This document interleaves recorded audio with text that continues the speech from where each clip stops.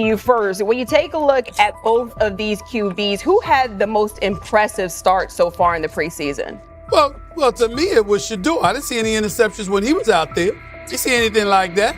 I mean, don't get me wrong. I don't think Dillon Gabriel did a bad job. I was impressed with the brother, but I'm going to go with Shedeur. You know, the pressure was on him. The spotlight was on him. Stephen A. Smith didn't just call out Dillon Gabriel. He held him accountable and made him rethink his comments. The moment Dillon Gabriel spoke and went after Shedeur Sanders, it wasn't a minor slip. He crossed the line and stepped directly into Stephen A. Smith's wheelhouse. And Smith answered with a clear, direct response that left no room for misinterpretation. The comparisons were emanating from the media more so than anybody else.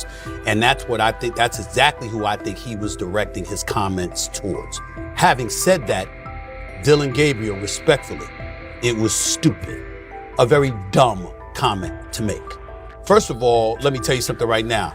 In every walk of life, far beyond the parameters of a football field. This wasn't casual sports commentary, it was a decisive critique. Dillon Gabriel's comments were taken apart by Stephen A. Smith with clear, direct points. Gabriel, a quarterback with solid stats but limited top-level achievements, chose to take a public shot at Shedeur Sanders. Shedeur, who has handled sustained media scrutiny and on-field expectations, became the target of an unnecessary criticism. Smith responded by challenging Gabriel's standing to make that claim, and by defending Sanders on the facts. The outcome was clear. Gabriel overreached, and Sanders didn't deserve the hit.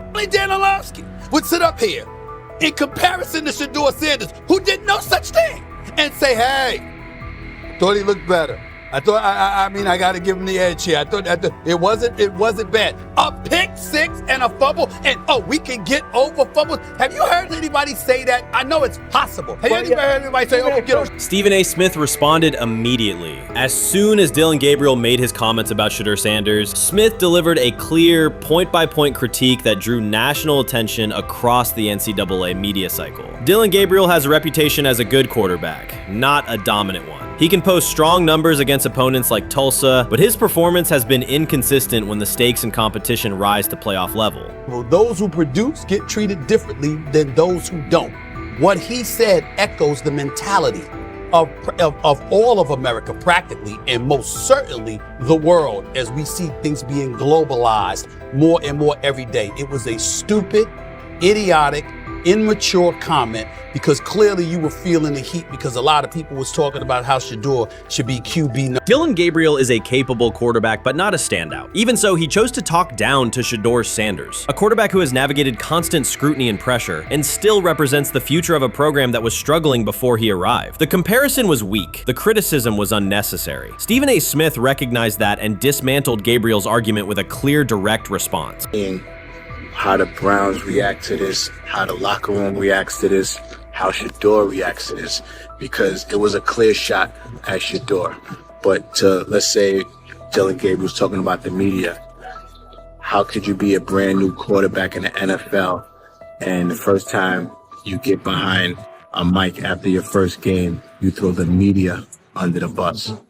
That's arrogance. Stephen A. Smith excels in moments like this. When Dillon Gabriel made his remarks about Shedeur Sanders, Smith responded with a focused, direct critique. He questioned Gabriel's standing to make that claim, noting that Gabriel has transferred between programs and has not been a Heisman finalist. Without theatrics, Smith laid out why Gabriel's resume doesn't justify taking public shots at Sanders. Smith's point was clear. Targeting Shedeur Sanders, a quarterback central to his program's future and consistently under intense scrutiny, was misplaced. Gabriel's criticism lacked the substance to support it, and Smith methodically showed why. Content today on his 42nd I want you to be meaner. Birthday. That's number one. Number two, after the game, the Browns head coach Kevin Stefanski said there was a mix-up in the routes and that players were in the area that they shouldn't have been. Look at Stephen A's face. Look at Stephen A's face.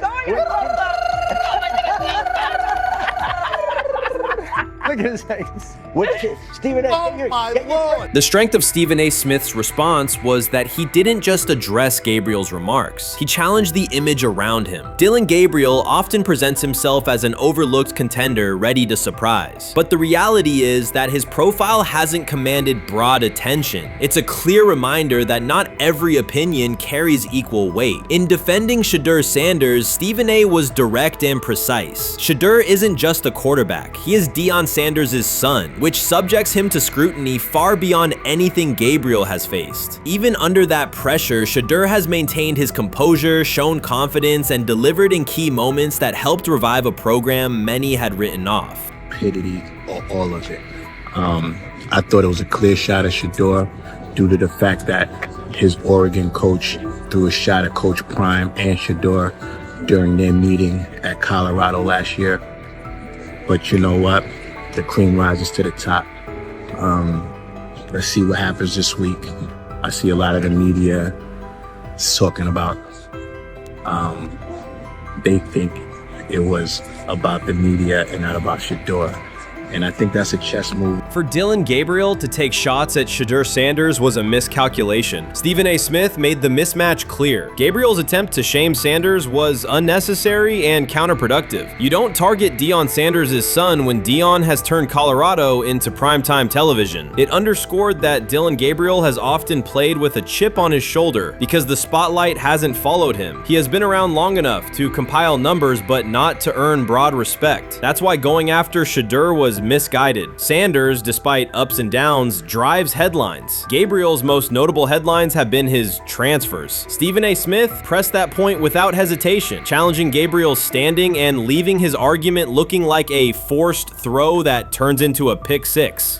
You know what? Still needs to thank me a little bit more for that restaurant I treated him and his family to, because it was big time, and stop embarrassing me by going places and trying to use coupons. That's how pathetic he is.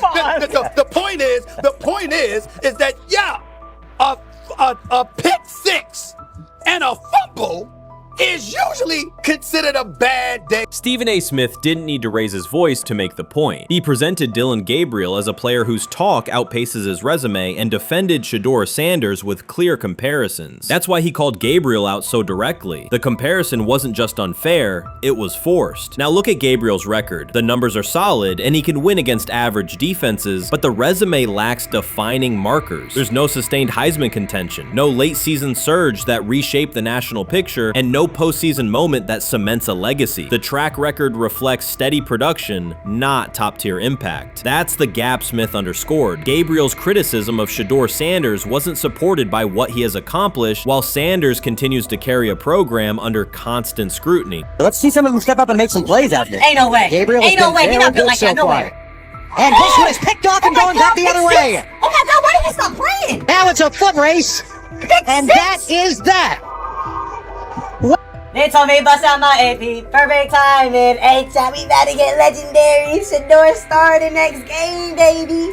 Shout out Dillon though, you know what I'm saying? Bro, I love you, my heart. What am I bigger than cheese, bro? You know what I'm saying? But Shedeur got it. Shedeur Sanders is a national brand who draws viewers for both performance and result. Dillon Gabriel's attempt to diminish him read as resentment. And Stephen A. Smith called out the insecurity and lack of awareness directly. Colorado under Deion Sanders is prime time, and Shedeur sits at the center of that spotlight. If Gabriel expected the sports world to agree while he took a shot at Shedeur, he misread the moment. Smith dismantled the argument and questioned the credibility behind it. Gabriel will move on. He'll keep playing, give interviews, and have fans, but this exchange will trail his media profile as a reminder of a misstep. It's a clear example of a resume that doesn't justify taking public aim at a quarterback carrying that level of scrutiny and responsibility. For the Cleveland Browns preseason game today is that the way that some white folks watched Shedeur Sanders last week is the way that some black folks were watching Dillon Gabriel today. And it's not Dillon Gabriel for Dillon Gabriel's sake. Most folks don't have a problem with Dillon Gabriel. It's what he represents, which is the disrespect of a black person for no other apparent reason than they are a confident black person. Dillon Gabriel thought he was aiming up. Instead, he was placed back among quarterbacks who are good but not great. Stephen A. Smith made the central point. Dillon Gabriel doesn't shape the conversation. Sports are about narrative as much as numbers, and Gabriel's story doesn't move the culture, while Shedeur Sanders does. Smith highlighted that contrast clearly. By the end, Gabriel's credibility had taken a measurable hit. The critique was decisive and sent a broader message to any player considering public shots at Shedeur Sanders. If you step into that debate, you will be held to a higher standard and your resume will be tested. Dillon Gabriel learned that the hard way. I view things as I got time. I got time to be able to grow and mature, and be able to understand the ins and outs of the defenses and be able to get the good insight from the vets in the room. So I look at it as, a plus. And whenever, it's time for me to play. Shedeur Sanders rolled into Browns camp and instantly made the whole practice feel like a recess pickup game. NFL vets suddenly looked like they'd forgotten the playbook and were just trying to keep up. With that being said, I see some balls coming out of Shedeur Sanders at that camp, and I'm like, kind of looks like a guy. Yeah, I'm ready. He can sling it. Ready to. I see him, some of the veterans, how they talk to him, mic'd up, see what he's doing in the community. Yep. Talking about Njoku there? Joku, Mike that, but once you see, different little interactions and things like that, I know he has the talent. We'll see. It'll be a competition that usually brings the best out of guys, especially young guys. So I'm interested to see how that quarterback situation. Right after Shedeur Sanders tightened his cleats and the Browns settled in for what they figured was a routine camp day, the whole vibe tilted sideways. No blazing comet, no UFO touching down at midfield, just a swagger-charged quarterback striding in like he'd crashed the wrong league and thought, yeah, I'll stick around and run this show. The Browns had no clue what storm was rolling in. You'd expect an NFL team to do a quick scout, maybe pull up a highlight reel or two, but nope. They greeted Shedeur with a shrug, only to watch him seize the field on snap one and run the whole operation like a seasoned pro. First and foremost, he's been the best quarterback in camp. Now look, Joe Flacco ain't had many opportunities. There was a whole day I saw he didn't throw the ball at all. Here's my theory on the situation. They already know who's starting in the number 2 is. They already know. Joe Flacco and Shedeur Sanders is already locked up. You're missing the boat, people. You're missing the boat. Your boy, Kenny Pickett and Dillon Gabriel, oh, they're fighting. Shedeur didn't merely clock in, he hijacked the session. One moment he's loosening his arm, the next he's roasting veteran QBs like faded names on busted draft boards. Defensive coordinators everywhere had the same gut punch reaction. Uh-oh. His pocket poise? Straight disrespectful. His timing? Psychic. And every pass left his hand like it was laser guided to its mark. While Shedeur Sanders was slicing up routes, the Browns secondary looked less like an NFL backfield and more like a gaggle of dads sprinting through a Saturday fun run. Big on enthusiasm, short on closing speed. Coaches fought the urge to slam the emergency horn. Players traded wide-eyed, "Are we serious?" stares, and someone even double-checked that a hidden camera crew wasn't about to pop out of the tunnel. But nope, this was pure Shedeur. Half cold-blooded surgeon, half highlight factory. He wasn't dropping a casual "I'm here," he was crafting a masterclass. From the first rep, the tempo changed. Shedeur Sanders accepted the snap with steady footwork, diagnosed the Browns' single high shell, and delivered a tight window seam route that forced the free safety to recover late. Throughout the period, he manipulated leverage with quick shoulder fakes, moved through full field progressions, and released on time from a balanced base, consistently putting the ball on his receiver's upfield shoulder. Cleveland's coverage struggled on multiple fronts. Safeties hesitated between deep half responsibilities and underneath support, creating voids at 15 to 20 yards. Cornerbacks and off-man were caught in trail position when Sanders used rhythm throws on 3-step drops, while those who tried press technique had their inside hand neutralized by his receivers' outside releases. Linebackers widened to match shallow crossers, leaving the middle hook unguarded for pivot routes and option digs. One corner attempted a line of scrimmage jam. Sanders immediately adjusted the route to a back shoulder fade, releasing the ball before the break and rendering the press ineffective. Over the session, he showcased pocket discipline, reclimbing to maintain throwing lanes rather than drifting, and finished with a series of anticipatory throws against cover 2 cloud, fitting vertical outs between the flat and deep half defenders. Sanders' combination of rapid post-snap processing, precise ball placement, and pocket efficiency exposed coverage mismatches at every level and highlighted communication gaps in the Browns secondary. By mid-session, the Browns defensive staff clearly recognized their calls were outmatched. Every adjustment, a roll to cover 6, a simulated pressure, a late rotate to 2 high, was neutralized once Shedeur Sanders confirmed the post-snap picture. Routes that had taken weeks to script were beaten by timing and location. Comeback set at 12 yards broke open before the corner's transition. Slot seam-outs dotted the void between the flat and deep half defender, and boundary receivers beat press with quick hand techniques, receiving the ball before the trail man could recover. Sanders' command was methodical. He used cadence to freeze plug blitzes, re-ID'd the mic when linebackers sugared the A-gaps, and maintained a firm base so he could reset and fire without resetting his feet. His receivers benefited from that rhythm. Top of the stem, eyes back. Ball delivered on their upfield shoulder, allowing immediate transition to YAC. The Browns front tried a late stunt to compress the pocket. Sanders climbed 2 steps, re-spotted the shallow crosser, and delivered in stride, turning a potential sack into a 20-yard gain. What stood out most was how little ramp-up Sanders needed. From his first series, he processed full field concepts at tempo, cycling through progression reads without hitching. The poise under interior pressure, consistency in ball placement, and ability to manipulate zone defenders left the Browns' coordinated disguise packages ineffective and forced them into static coverage by the end of the period. In short, Sanders' efficient mechanics, rapid processing, and anticipatory accuracy rendered Cleveland's defensive game plan ineffective at every level, from pre-snap disguise to post-snap spacing. Imagine there's many people that think Dillon Gabriel's a better quarterback than Shedeur Sanders. I don't care where they were drafted. And if the Browns are the one team that thinks that, then I'm going to suspect it's not true. They don't know what listen, they're I doing. have every quarterback evaluation for 30 years. Right. I never root against anybody. Yeah. But I'd be surprised if Dillon Gabriel's ever a legitimate starting quarterback for the Cleveland Browns. I- I'd be surprised. I just don't think. Well, then it is a wasted pick because you took him in the top 100.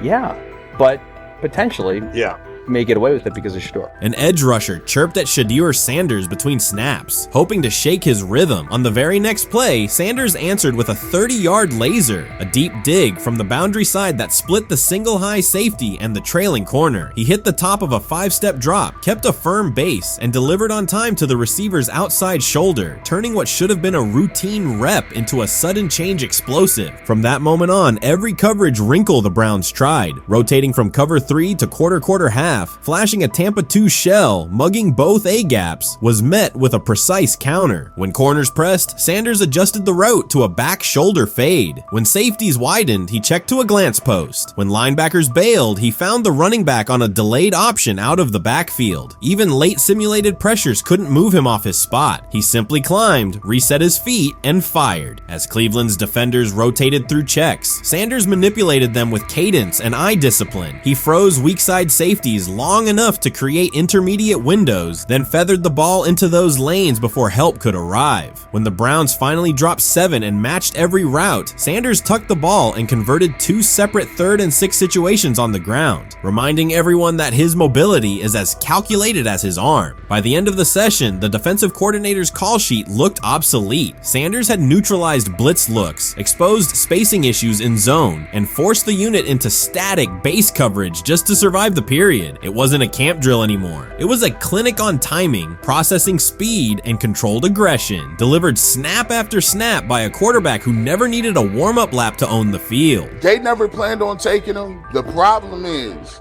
like Ocho Cinco said, you got somebody that has endeared himself to the locker room. And guess what? The difference between him and Tim Tebow, the biggest one, is he can play. He can throw the ball. Tim Tebow running around being an H-back. He can throw the ball. And he's done everything he needs to do. He ain't saying nothing. He ain't rocking the boat. He ain't mad about the reps. He ain't mad about none of that. All the people out there want to see is this, like Tyler said earlier. We want to see what he can do with Jerry Jeudy. That's it. I want to see what he can do with David Njoku. I want to see him with Junkins. I want to see him with the first running backs. If you are cooking, if you are beating down the doors with the 3s and 4s, guess what? You deserve more. From the first team period on, Cleveland's secondary looked a step slow. A deep third safety hesitated on a post-snap rotation, leaving Shedeur Sanders free to climb the pocket and fire a 22-yard out that arrived before the defender could plant and drive. The supporting cast around him, players fighting for roster spots, not Pro Bowl invites, benefited from his command. Sanders used tempo to control the defensive front, altered protections at the line, and located throwing lanes so quickly that one receiver didn't register the catch until he crossed the goal line. As the Browns tried new personnel groups, coverage busts multiplied. Starters slipped out for hamstring stretches while rookies rotated in, only to find the ball arriving on their blind side before they'd completed a midpoint squeeze. On a later 3rd and long, Cleveland finally closed the interior rush lanes, compressing the pocket with 3 defenders. Sanders pivoted through the traffic, stepped into a narrow escape window, and without resetting his shoulders, whipped a no-look pass to the boundary curl for a fresh set of downs. The throw turned a potential sack into an explosive play and left the coaching staff scrambling for answers. The people who are fascinated by Shedeur for whatever reason, whether it's his play, I guess, last year was kind of fun. If you're just like a guy who grew up like loving Deion Sanders and passed that love on down to your kids, I can see why you're like that. The one thing I will give them is you're looking at this quarterback room. If you're a fan of Shedeur and say, why can't he go beat Dillon Gabriel or Joe Flacco or Kenny Pickett? So I do understand that part of it, right? Because why not? Why couldn't he be the Brown starter in October or November? That looks like a quarterback room where everyone will get a chance to start. When he led college football in completion percentage and he threw almost 40 touchdowns for over 4,000 yards, how tall was he? Because they make it seem like he shrunk all of a sudden, RC. Oh, how lively was his arm? Because all I know is somebody did that. Somebody threw for over 4,000 yards, somebody threw for almost 40 touchdowns, and somebody led college football in completion percentage. Now, I'm trying to figure out, what I try to figure out all the time, Mel, is how a guy that hadn't played football in almost 5 months. Shannon Sharpe has publicly defended Shedeur Sanders and criticized those questioning him. Sanders has earned higher recognition and some fans are responding negatively. Although there's debate about whether he belongs on a second team list, Sharpe maintains that Sanders' career is clearly ascending. Reactions on social media are mixed. Some users are angry, others are surprised, and a few say they anticipated this result. The conversation remains active. When reports confirmed that Shedeur Sanders had been elevated from second team to near top tier status, Shannon Sharpe issued an emphatic response. He delivered a detailed rebuttal to critics, underscoring why Sanders deserved the promotion and directly challenging those who doubted the decision. I don't think that he was underprepared during these meetings. I don't believe any of these stories that he showed up arrogant and that he was bombing his interviews. I mean, you watch the film, he's on time, he's on point. You watch his interviews, he answers like a 10-year NFL veteran. Like, he's clearly dominating OTAs. It's every single day there's a new report of how well he's doing for the Browns in OTAs. And I mean, you can say what you want, it's just OTAs. Okay, if that's your new narrative, then he's doing exactly what he needs to be doing. He's on point, he's on time, he's getting the respect of his teammates, and he's making plays. So we're gonna see years down the line, something's gonna come out that I don't know what exactly it was, but something will come out. Critics have been waiting for an opportunity to dismiss Sanders. They labeled him overrated, accused him of benefiting from nepotism, and claimed his profile came only from his last name and polished image. Within their own echo chamber, they cited every game in which he fell short of huge passing numbers as validation of their doubts. Since Sanders has begun receiving formal recognition, criticism has escalated. A wave of self-appointed analysts is dissecting his throwing mechanics and team role, and many online commentators now argue that his promotion reflects deeper problems within the sport. Shannon Sharpe rejected each criticism directed at Shedeur Sanders. During the broadcast, he turned a routine segment into a detailed examination, acting as presenter, interrogator, and fact-checker. Sharpe walked viewers through game film, season statistics, and scouting reports to show why Sanders merited his recent promotion. Whenever a panelist claimed Sanders had not earned the role, Sharpe countered with completion percentages, efficiency ratings under pressure, and documented late-game drives that changed outcomes. He stressed that the backlash was driven less by on-field evidence and more by reluctance to revise earlier opinions. Sharpe argued that critics were upset not because Sanders lacked qualifications, but because his progress contradicted their initial narrative. By the end of the discussion, Sharpe had moved past simple defense and reframed Sanders as a clear example of performance-based advancement, demonstrating that early predictions can be wrong. Never heard of no Dillon Gabriel or Tyler Shock. What the hell is that? So how is Shedeur Sanders going behind them? I'll tell you how. Collusion. 4 different times they passed on him. How the hell does that happen? 4 rounds. It doesn't happen to a quarterback. We've never seen anything like this before.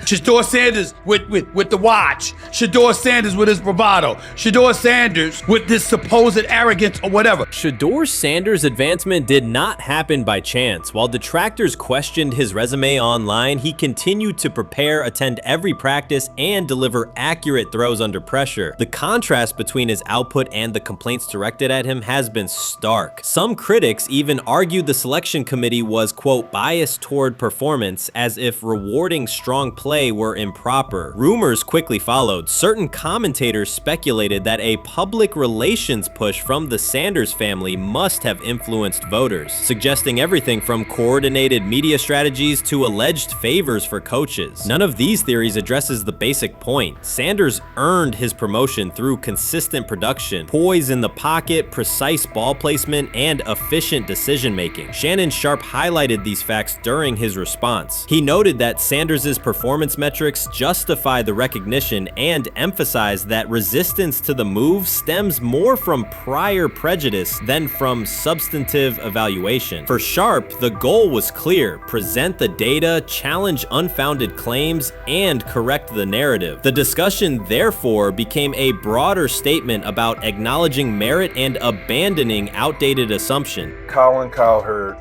defend college basketball coaches who have gotten a DUI, come to their defense and say they didn't need to be fired, that they deserve a second chance.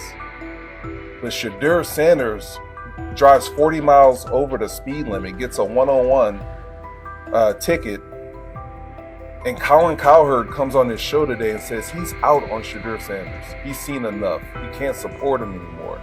He can't be in the Shedeur Sanders camp because of the speeding ticket. Shannon Sharp addressed commentators who portray constant doubt as expertise. Those who discount strong performances with "we'll see," but declare bust after a single mistake. He noted their belief that progress only counts if an athlete visibly struggles. Sharp's response was methodical rather than emotional. He presented evidence, cited statistics, and calmly refuted each claim. Following his remarks, several critics began revising or deleting earlier posts, recasting themselves as longtime supporters of Shedeur Sanders despite having questioned him for months. Sharp insists on accountability, naming specific individuals and dates while requesting public acknowledgement of prior errors. He argues that analysts cannot spend months undermining a player's potential and then quietly adopt a supportive stance once the athlete succeeds. These are serious, big-time, top-of-the-line playmakers that they have. If you can go 45 to 42 in the fourth quarter because your quarterback set the school record with 510 yards passing.